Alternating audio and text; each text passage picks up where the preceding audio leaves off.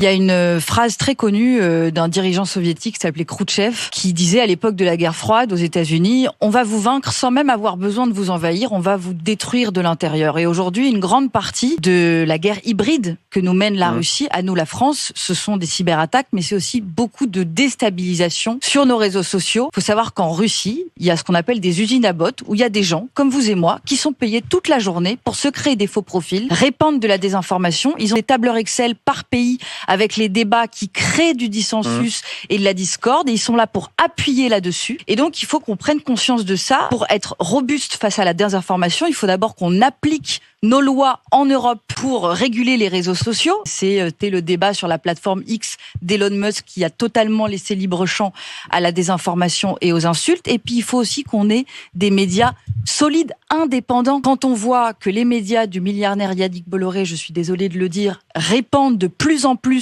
jusqu'à ce que la présidence de la République s'en inquiète, la propagande du régime russe, il faut s'inquiéter parce que s'il y a la désinformation sur nos réseaux sociaux et que en plus on n'a plus des médias qui sont suffisamment indépendants pour rétablir la vérité, alors là, oui, le front de l'intérieur va s'effondrer et on n'aura plus cette force morale nécessaire, le courage de voir la vérité pour pouvoir se défendre complètement.